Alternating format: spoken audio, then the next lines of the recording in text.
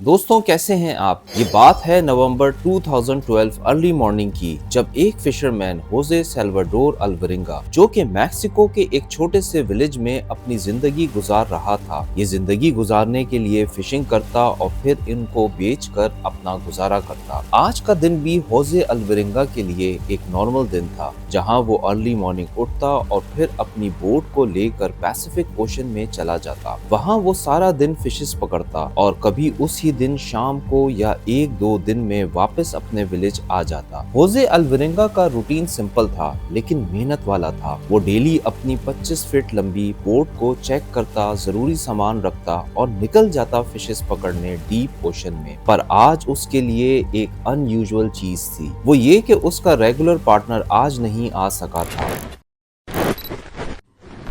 उसने अपने विलेज के एक यंग लड़के को अपने साथ एज अ हेल्पर रख लिया।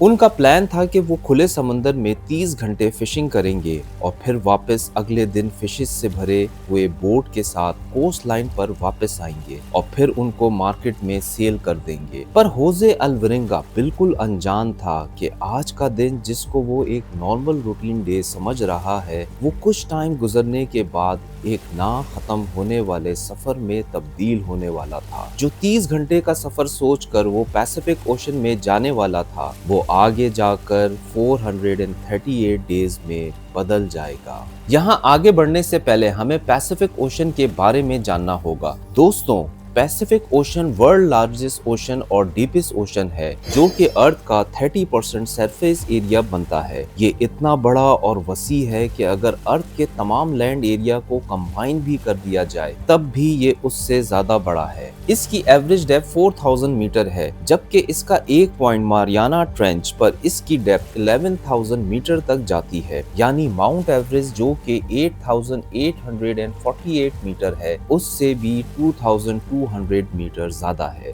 ये इतना बड़ा और इंसानी आबादी से खाली है कि इसका एक पॉइंट नीमो है, जो कि किसी भी इंसानी आबादी से इतना दूर है कि इसके सबसे closest human being international space station में मौजूद एस्ट्रोनॉट्स हैं, जो कि पॉइंट नीमो के सबसे क्लोजेस्ट डिस्टेंस पर होते हैं, यानी एल्टीट्यूड विद 400 किलोमीटर। अब वापस आते हैं होजे अल्वरिंगा की स्टोरी पर। वो निकल गए अपने सफर पर। समुंदर का पानी एज यूजुअल काम था, वेदर नॉर्मल था, सूरज की किरणें साफ और शफाफ पानी में चमक रही थी। वो कुछ देर बाद खुले समंदर में पहुंच गए और अपना काम शुरू कर दिया। उन्होंने फिशिंग लाइन बिछाना शुरू कर दी और दोपहर के आगाज तक ये काम मुकम्मल कर दिया। उनकी फिशिंग लाइन और जगह की चॉइस काफी अच्छी निकली। यहाँ उनके अंदाजे से ज्यादा फिशेस उनके नेट में फंस गईं और वो उसको खुश होकर निकालने लग गए। यहाँ तक तो सब बहुत अच्छा चल रहा था और हर चीज खूबसूरत लग रही थी। पर जैसे ही शाम ढलने लगी, मौसम ने भी अचानक करवट बदलना शुरू कर दी। आसमान जो कुछ देर पहले तक नीला और साफ था, वो अब काले बादलों से ढकना शुरू हो गया। वो हवा जो काम थी, वो अब आहिस्ता आहिस्ता तेज और फिर तूफानी हवा में बदलना शुरू हो गई। शुरू में वो इसको एक नॉर्मल वेदर चेंज समझ रहे थे, पर जल्द ही इसकी शिद्दत देखकर उनको अंदाजा हो गया कि वो एक खतरनाक स्टॉर्म में फंस चुके हैं और तूफान अब शिद्दत से उनको हिट करने वाला है। होजे अल्वरिंगा को अंदाजा हो चुका था कि वो बहुत बड़ी मुश्किल में फंस चुके हैं। उसने फौरन वापसी का सफर शुरू कर दिया। यहाँ अब लहरें बेकाबू होना शुरू हो गई थीं। होजे अल्वरिंगा ने कश्ती को हल्का करने और तूफानी लहरों को सामना करने के लिए बोट पर से सामान को कम करना शुरू कर दिया। जो फिशेस उन्होंने दोपहर में पकड़ी थी, अब वो उनको जहाज पर से दूसरे एक्स्ट्रा सामान के साथ फेंक रहे थे, ताकि वो लहरों का मुकाबला कर सकें और वापस साहिल तक पहुंच पाएं।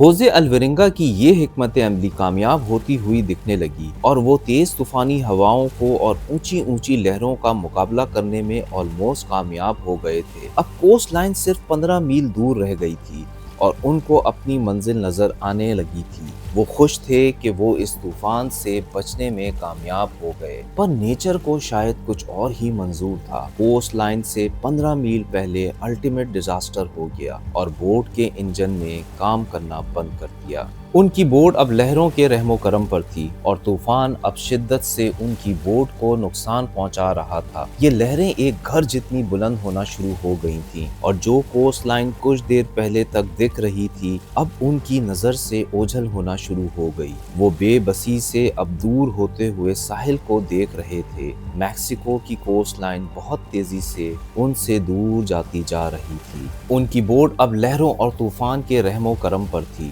صبح ہونے تک ان کی جان تو بچ گئی پر وہ اب ڈیپ اوشن میں پہنچ چکے تھے۔ بوٹ کو شدید نقصان ہو چکا تھا اور وہ پاور لیس تھی اور ریڈیو بھی کام نہ کر رہا تھا۔ میکسیکو کا ساحل اب غائب ہو چکا تھا اور سامنے میلوں پھیلا ہوا پیسیفک اوشن تھا جو کہ پھر کام اور خاموش تھا لیکن واپسی کا راستہ نہ تھا۔ ان کو کچھ دن تو یہ سمجھنے میں لگ گئے کہ اب ان کا یہ سفر بے انتہا طویل اور مشکل ہونے والا ہے اور اگر سروائیو کرنا ہے تو ہمت اور برداشت سے کام لینا ہوگا۔ انہوں نے بوٹ کے سائڈ سے لگ کر پانی میں ہاتھ ڈال کر فشز کو پکڑنا شروع کر دیا۔ وہ انتظار کرتے کہ بوٹ کے حل کے پاس فشز آئیں اور وہ ان کو پکڑیں۔ وہ بارش کے پانی اور رات کی اوس کو پلاسٹک بوتل میں جمع کرتے تاکہ پانی پی سکیں اور جب بارش نہیں ہوتی تو وہ ٹرٹل کے بلڈ کو ڈرنکنگ واٹر کے طور پر استعمال کرتے تاکہ ہائیڈریٹ رہ سکیں اور سروائیو کر سکیں۔ وہ دن کی تیز اور جھلسا دینے والی گرمی اور رات کی ٹھنڈ سے بچنے کے لیے بوٹ کے آئس باکس میں چھپ کر گزارتے۔ وہ روز اس امید پر دن گزارتے کہ شاید کوئی شپ ان کو دیکھ لے اور ان کی جان بچا لے۔ کئی مہینے گزر جاتے ہیں اور اب یہ بھوک، پیاس اور ایکسٹریم انوائرمنٹ ایزیکوئل کی صحت پر اثر انداز ہونا شروع ہو گیا تھا۔ اس کا اسٹمک سی برڈ کا بلڈ اور را میٹ کھا کر کے جواب دے چکا تھا اور آخر اس کی ڈیتھ ہو گئی۔ الورنگا جو کہ ایک مضبوط اعصاب کا مالک تھا اس کی ہمت بھی جواب دینا شروع ہو گئی اور وہ اپنے ساتھی کی ڈیتھ کو ایکسیپٹ نہیں کر پایا۔ وہ ایک ہفتے تک تو اس کی باڈی سے باتیں کرتا رہا جیسے وہ زندہ ہو۔ آخر اس کو ریئلائز ہوا کہ وہ مینٹلی ڈسٹروائے ہوتا جا رہا ہے اور اگر اس کو سروائیو کرنا ہے تو اس کو اپنے اعصاب پر قابو پانا پڑے گا۔ فائنلی اس نے اپنے ساتھی کی باڈی اوشن کے حوالے کر دی۔ الورنگا کی جرنی کا یہ اب ہارڈسٹ 300 ڈیز ہونے والے تھے جہاں وہ دنیا کے سب سے بڑے سمندر پیسیفک اوشن کے بیچوں بیچ پھنس چکا تھا اور تنہا تھا۔ انسان کی سب سے بڑی ہار اس کی تنہائی ہوتی ہے۔ الورنگا نے اپنی تنہائی کو ختم کرنے کے لیے کچھ انٹرسٹنگ تھنکنگ کرنا شروع کر دی تاکہ وہ اپنے مائنڈ کو آکوپائیڈ رکھے۔ وہ امیجنیشن کی دنیا میں چلا جاتا اور سوچتا کہ وہ اپنے ولیج میں دوستوں سے مل رہا ہے، زمین پر چل سکتا ہے اور اپنا روٹین لائف کو محسوس کرتا۔ وہ نیچر کو فیل کرنے لگا اور ویل سے باتیں کرنے لگا جو کہ رات کے سناٹے میں اس کی بوٹ کے ساتھ گزرتی۔ وہ سی برڈ کو دیکھتا اور ان کو اپنے پورے دن کی کہانی سناتا۔ وقت شاید اس کے لیے رک سا گیا تھا پر اس نے اس بات کو اپنے ذہن پر سوار نہ ہونے دیا۔ وہ مون کے فیزز کو کیلکولیٹ کرتا اور کیلنڈر دماغ میں بناتا تاکہ وقت کی رفتار آگے جا سکے۔ اس کا دل ایک بار ٹوٹ گیا جب ایک جائنٹ کارگو شپ اس کے قریب سے گزرا۔ اس نے ان کی طرف ہاتھ ہلایا۔ کرو نے بھی دیکھ لیا پر وہ اس کو بچانے کے لیے نہ رکے۔ کچھ دن کے لیے وہ مایوس ضرور ہوا پر اس کو یقین تھا کہ وہ ایک دن واپس اپنے ولیج ضرور جائے گا اور اپنی بیٹی سے ملے گا۔ جنوری 30، 2014 438 ڈیز مسلسل سمندر میں رہنے کے بعد الورنگا کو آخر زمین کا ٹکڑا نظر آ گیا۔ وہ اتنا ڈیسپریٹ تھا کہ اس نے اپنی بوٹ ساحل سے لگنے کا بھی انتظار نہیں کیا اور پانی میں چھلانگ لگا دی اور ساحل پر پہنچ گیا۔ وہ نڈھال تھا اور زمین پر قدم رکھتے ہی گر پڑا۔ یہ جگہ مارشل آئلینڈ تھی جو کہ میکسیکو کی کوسٹ لائن سے 6700 مائلز دور تھی۔ جن لوگوں نے الورنگا کو بچایا وہ اس کی حالت دیکھ کر پریشان ہو گئے۔ اس کے جسم پر جگہ جگہ زخم تھے، چہرہ اور باڈی سوائل ہو گئے تھے۔ وہ اپنے پیروں پر کھڑا بھی ہو نہیں پا رہا تھا۔ جب یہ نیوز دنیا کو پتا چلی تو ایک کنٹروورسی شروع ہو گئی کہ یہ سروائیول شاید فیک ہے کیونکہ الورنگا کی باڈی اس سروائیول کے بعد بھی ہیلدی لگ رہی تھی۔ بعد میں اسپیشلائزڈ ڈاکٹر نے کنفرم کیا کہ یہ نیچرلی اس کے ساتھ ہوا ہے جس کی وجہ اس کا کنٹینیوس را فوڈ کھانا تھا۔ اوشینوگرافر نے بھی کنفرم کیا کہ طوفان کے بعد ٹریپنگ میپ سے بھی یہ بات کنفرم ہوتی ہے کہ بوٹ نیچرلی ڈرفٹ ہو کر اس ہی جگہ پر جائے گی جہاں وہ لینڈ کیا تھا۔ فائنلی الورنگا میکسیکو پہنچتا ہے और रीयूनाइट करता है अपनी फैमिली से।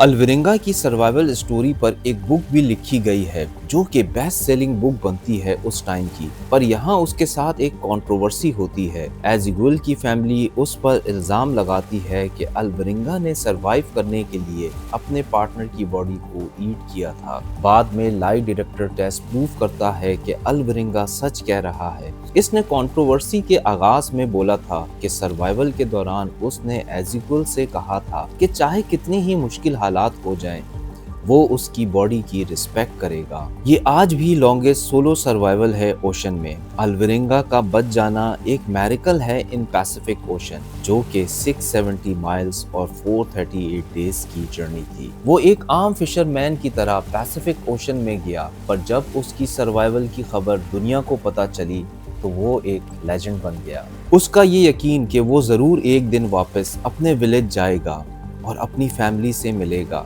ये वो इंस्पिरेशन थी जिसने इतने मुश्किल हालात के बावजूद भी उसको जिंदा रखा। उम्मीद करते हैं कि आपको आज की हमारी ये वीडियो अच्छी लगी होगी। अपना ख्याल रखिएगा, मिलते हैं अगली वीडियो में।